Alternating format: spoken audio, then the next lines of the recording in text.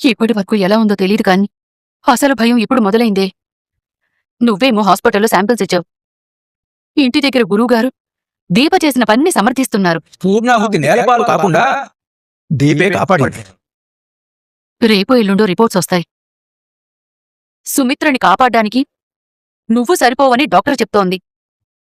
ఎందుకని అడుగుతారు. Sumitra శాంపిల్స్తో Josna sample match అవడం లేదని చెప్తారు. ఎందుకు అనే ప్రశ్న అందరిలోనూ మొదలవుతుంది. అసలు నిజం డాక్టర్ అప్పుడు మెల్లగా చెప్తుంది, ఈ జోస్న మీ కూతురు కాదు అని.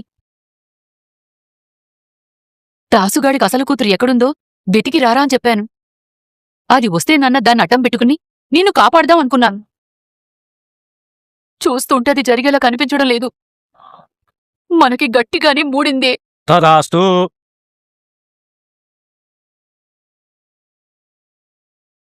ఏంటో మీ ఇద్దరు ఇక్కడ పంచాయతీ పెట్టారు.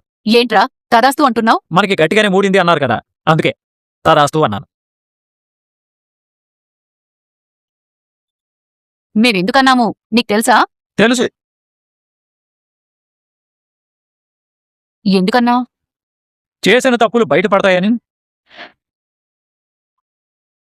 తప్పేంట్రా? బయటపడిన తర్వాత తెలుస్తుంది. మా మమ్మీ గురించి మేము బాధపడుతుంటే నువ్వేంటి బాబా ఇరిటేట్ చేస్తున్నావు? ప్లీజ్ నువ్వు వెళ్ళు. వెళ్ళటానికి రాలేదు పెద్దమడి గారు, వచ్చింది ఒక నిజం తెలుసుకోవడానికి. ఏంటా నిజం? మీరేదైతే బయటికి తెలియకూడదని మీలో మీరే తెగ టెన్షన్ పడుతున్నారో ఆ నిజమే. ఊరే మాయలోడా, మేం ఏ నిజాలు దాయట్లేదు, ఎందుకు భయపడలేదు. దీనికి హాస్పిటల్స్ అంటే భయం కదా. అలాంటిది దాని చేతికి సూది గుచ్చి రక్తం తీశారు. ఇప్పుడే ఇంత బాధగా ఉంటే రేపు ఆపరేషన్ చేసేటప్పుడు ఇంకెంత బాధపడాలు అని ఇప్పుడే బాధపడుతోంది. అలాంటి పరిస్థితి పెద్దమేడం గారికి రాదు. కన్న కూతురు కదరా, అదేదో ఇవ్వాలి అని. అదేదో కాదు, బోన్ మ్యారో. అదేలే, అదైనా ఇవ్వాల్సింది ఇదే కదా. ఇవ్వాల్సింది పెద్దమేడం గారు కాదు, కన్న కూతురు.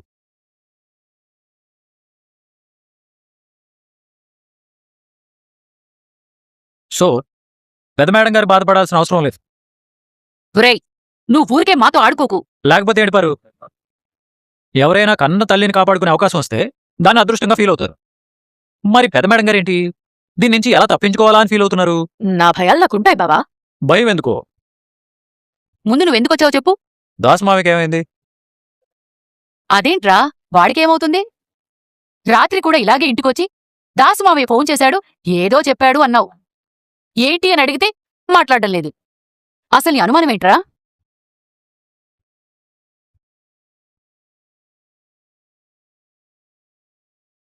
ఇదే నా అనుమానం.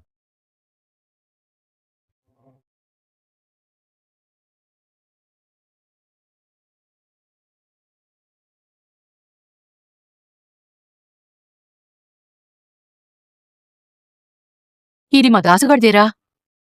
వాడి మెళ్ళో ఉండాలి కదా. నీ దగ్గరికి ఎలా వచ్చింది? గార్డెన్లో దొరికింది.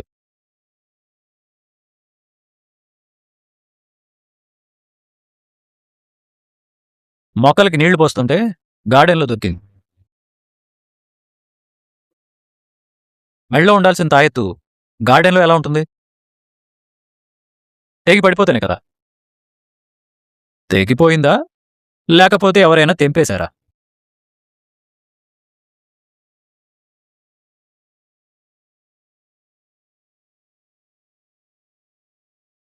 రాత్రి నుంచి ఆ మనిషి ఇంటికి కూడా వెళ్ళలేదు. ఫోన్ చేస్తుంటే రింగ్ అవుతుంది కానీ ఫోన్ లిఫ్ట్ చేయట్లేదు. ఏమైందో ఏమీ అర్థం కావట్లేదు. అంతా నేను అనుకున్నట్టు జరుగుతుంటే నీకేం అర్థం అవుతుంది బాబా? ఆ ఫోన్ రింగ్ అవుతూనే ఉంటుంది కానీ ఎవ్వరూ లిఫ్ట్ చెయ్యరు. చెప్పారు, దాసమావి నీతో ఏమన్నా చెప్పాడా? లేదురా, ఇప్పుడు నీ మాటలు వింటుంటే నాకు భయంగానే ఉంది. Phone lift చేయకపోవడమేంట్రా? దాసు బాబాయ్ సంగతి మనకు తెలిసిందే కదా. సైలెంట్లో పెట్టి ఏ బ్యాగ్లోనో పడేసి ఉంటాడు. మరి తాయెత్తు ఎలా తెగిపోతుంది? మొన్న నా చేతికి కట్టుకున్న తాడు తెగిపోయింది. ఏమైపోయిందిరా అనుకుంటే బాల్కనీలో ఉంది. ఎప్పుడు తెగిందో నాకే తెలీదు. ఇది అలాగే తెగిపోయి ఉంటుంది. అంత కాన్ఫిడెంట్ గా మీరు ఎలా చెప్తున్నారు పెద్ద మేడం గారు? పోనీ ఎలా తెగిపోయిందో నీకు తెలుసా బావా? తెలిస్తే నిన్నెందుకు అడుగుతాను? తెలియకుండా ఊరికి ఏది అడక్కు. థ్యాంక్స్ పెద్దమేడం గారు. మీతో మాట్లాడిన తర్వాత నాకు ఐడియా వచ్చింది. ఏంటది? దాసమావి కనిపించట్లేదని పోలీస్ కంప్లైంట్ ఇస్తాను.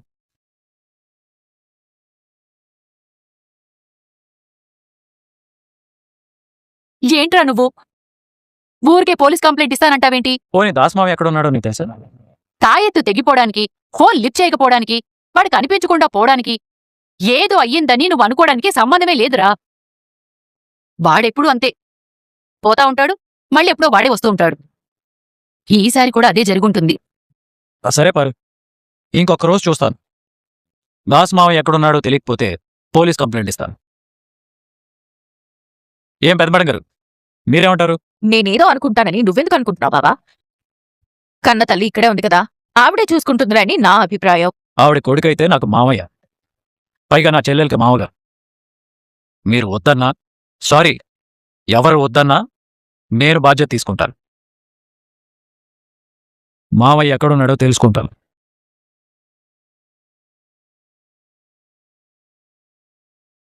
నువ్వు తెలుసుకోలేవు బావా. జ్యోత్స్నా, నా కొడుకు ఏమైందంటావే? బావేదో చెప్పాడు అని నువ్వూరికి అనుమానం పెట్టుకోకు.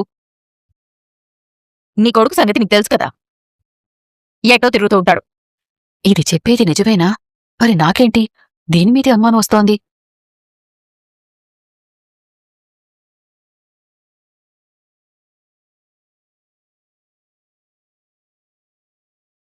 గురువుగారు చెప్పిన కొన్ని మాటలు ఎంత ఆనందాన్నిచ్చాయో, కొన్ని మాటలు అంతే భయాన్నిచ్చాయి బావా. బిడ్డ గురించా? అవును బావా, బిడ్డ జాగ్రత్త అన్నారు. ఇంటి దగ్గర అమ్మ కూడా అదే చెప్తుంది, నువ్వు కొంచెం జాగ్రత్తగా ఉండాలని. బావా, ఏంటి దీపా? జ్యోత్స్న అంత తేలిగ్గా శాంపిల్స్ ఎలా ఇచ్చింది? ఏంటి ధైర్యం లేచేది? తప్పించుకోవడానికి 100 ప్రయత్నాలు చేసింది. ఆవిడ ఆటలు మన దగ్గర సాగవు కదా, అందుకే తప్పించుకునే అవకాశం ఇవ్వకుండా తాత పేరు చెప్పి భయపెట్టాను. వేరే దారి లేక వెళ్ళి టెస్టులు చేయించుకుంది. రిపోర్ట్స్ వచ్చే వరకు మనం ఎదురు చూడడం ఎందుకు బావా? అమ్మ ధైర్యంగానే ఉంది కదా. జ్యోత్స్న నీ కూతురు కాదని చెప్పేద్దాం పదా. ఇప్పుడా? మనకి టైం లేదు బావా. జ్యోత్స్న రిపోర్ట్స్ వచ్చే వరకు ఎదురు చూడదు. వచ్చే ఫలితం తన జీవితాన్ని ఎటు విసురుతుందో తనకి తెలుసు. ముందుగానే జాగ్రత్త పడుతుంది. ఈ రిపోర్ట్స్ రావడానికంటే ముందే అమ్మనే లేకుండా చేయొచ్చు. అలాంటి అవకాశం జ్యోత్స్నకి ఇవ్వాల్సిన అవసరం లేదు. వెంటనే అమ్మ దగ్గరకు వెళ్ళి నిజం చెప్పేద్దాం. దీపా, నువ్వు జ్యోత్స్న దృష్టిలో పెట్టుకుని మాట్లాడుతు, అత్తని దృష్టిలో పెట్టుకుని మాట్లాడు. మనకి నిజాలు తెలుసు కాబట్టి నువ్వే అత్త కూతురు అని చెప్పగానే అత్త సేవ్ అవుతుందని, జ్యోత్స్న దూరంగా పెడతారని అనుకుంటున్నాను. కానీ అలా జరగదు. ఎందుకంటే జ్యోత్స్న మీద అత్తకున్న ప్రేమ అలాంటి. కాబట్టి ఇప్పుడు మనం అత్తకి నిజం చెప్పలేం. ఇంకా మీరు నా దగ్గరేం నిజం దాచారా?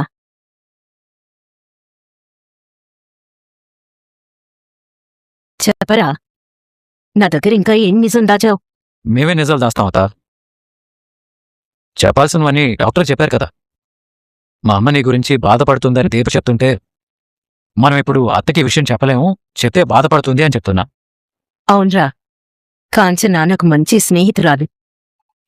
తనెంత బాధపడుతుందో నేను అర్థం చేసుకోగలను. అందరూ నీలా ధైర్యంగా ఉండరాత. పైకలా కనపడుతున్నాను కాని నా లోపల చాలా భయాలున్నాయిరా. భయాలేం ఉండకూడదని డాక్టర్ గారు చెప్పారు కదా అత్త. కొన్ని భయాల్ని ఎవరూ పోగొట్టలేర్రా. మీ భయం ఎవరి గురించమ్మా? నా కూతురు గురించి. నేనింట్లోంచి వెళ్ళిపోయినప్పుడు అందర్నీ వద్దనుకునే వెళ్ళిపోయాను. అప్పుడు నేనుంటరిదాన్నే. ఎవ్వరికీ నేనంటే పడేది కాదు. అయినా నేను ధైర్యంగా ఉండేదాన్ని, చాలా మొండిగా ఉండేదాన్ని. కాని నేను తిరిగొచ్చిన తర్వాత, మీరంతా నా మీద చూపించిన ప్రేమను చూసిన తర్వాత ఆ ప్రేమకి నేను కరిగిపోయాన్రా. మీరంతా నాకోసం నాతో ఉన్నారని చాలా సంతోషంగా అనిపించింది. కానీ నాకు బ్లడ్ క్యాన్సర్ అని తెలిసిన తర్వాత నాకున్న సంతోషాలన్నీ భయాలుగా మారిపోయాయి. మేమంతా నీతోనే ఉన్నాం కదా అత్త. నేను మీతో ఉండాలి కదరా.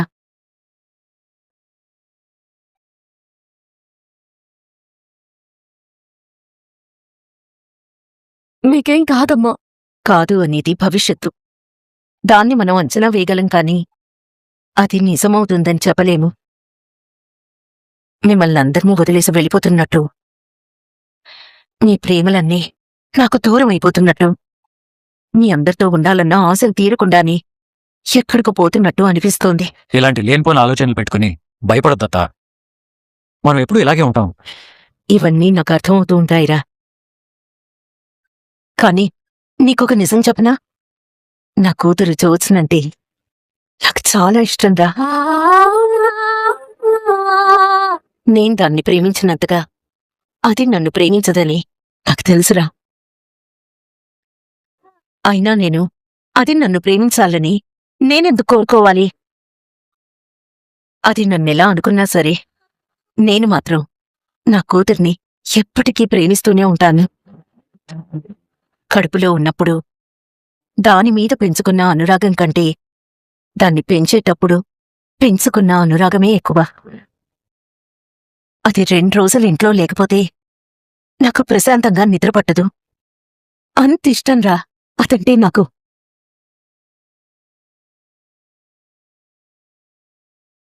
కార్తీక్, నా కూతురికి పెళ్లి చేయాలరా. నీలాంటొక మంచి వ్యక్తిని నా కూతురికి భర్తగా చేయాలి. అది సంతోషంగా కాపురం చేస్తూ ఉంటే చూడాలని ఉందిరా. అప్పటిదాకా నేను బ్రతుకుంటానంటావా?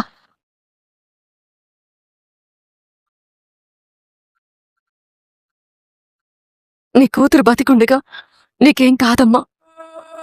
తన ప్రాణాలు అడ్డుపెట్టైనా నీ ప్రాణాన్ని కాపాడుతుంది. అంతే కదా బావా? అవునత్త, నీ కూతురే నేను కాపాడుతుంది.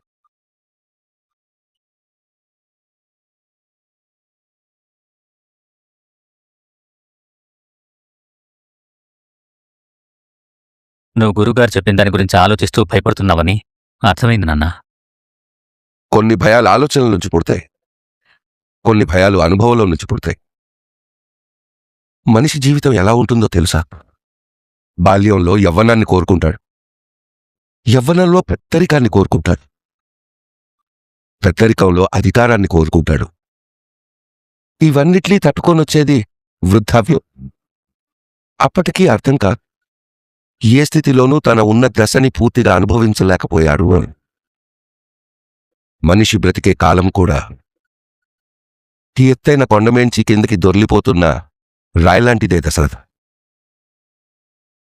దాని ప్రయాణం పూర్తయ్యే వరకు ఆగదు. ఒకప్పుడు ఈ ఇంట్లో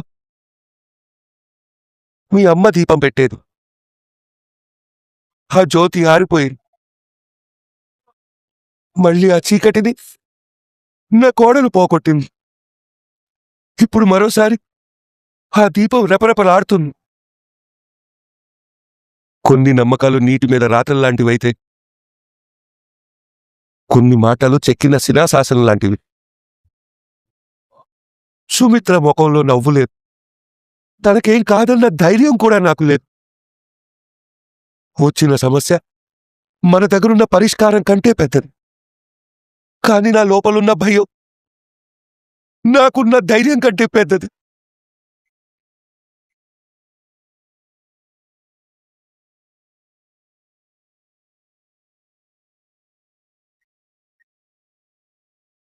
ఒక మంచి వ్యక్తిని నా కూతురికి భర్తగా చేయాలి. అప్పటిదాకా బ్రతుకుంటానంటావా? బయటికెళ్ళాలన్నా వెంటనే వచ్చేసావు. పైకి ధైర్యంగా కనపడుతున్నారు కానీ అందరి మనసుల్లో భయాలు అలాగే ఉన్నాయి దీపా. వాటిని పోగొట్టాలంటే అతను నవ్వించాలి. అతను నవ్వటం అందరూ చూడాలి. ఏం మాట్లాడుతున్నావు బావా? ఇప్పుడున్న పరిస్థితుల్లో అమ్మ నవ్వుతుందా? నవ్వుతుంది. ఎలా? ముందు అత్త ఎక్కడ ఉందో చూద్దాం పరా.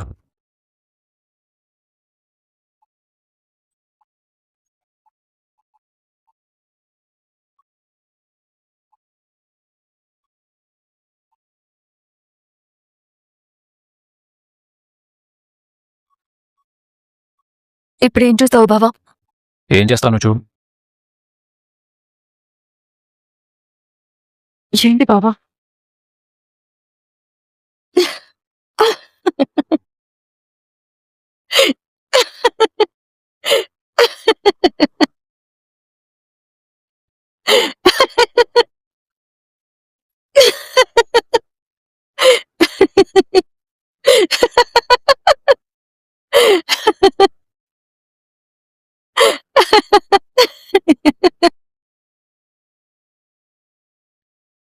ఏమైంది మమ్మీ? మమ్మీ నిన్నే అడిగేది ఏమైంది? అయ్యో, దెయ్యం పట్టినట్టు అలా నవ్వుతుందేంటి? అదే నాకు అర్థం కావట్లేదు. ఏమైంది సుమిత్ర? ఏమైందో మీరే చూడండి.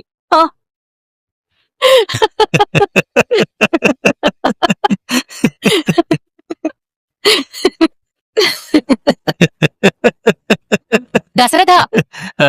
ఏమైంది నీకు? నువ్వే చూడు పిన్ని.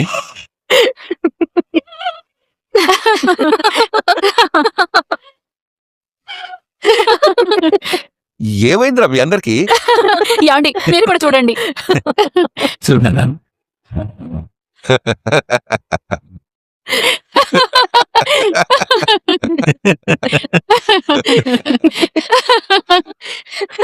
ఇంతమంది నవ్వుకుంటున్నారేంటి?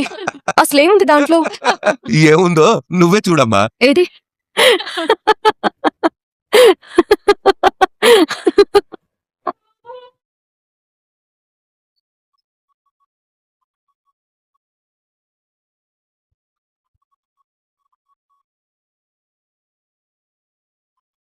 ఇందులో నవ్వడానికి ఏముంది?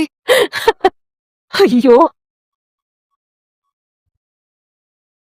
2 జడలేసుకున్న పాప ఫోటో.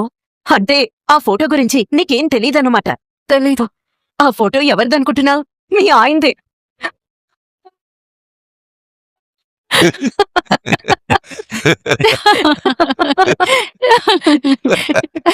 ఏంటి?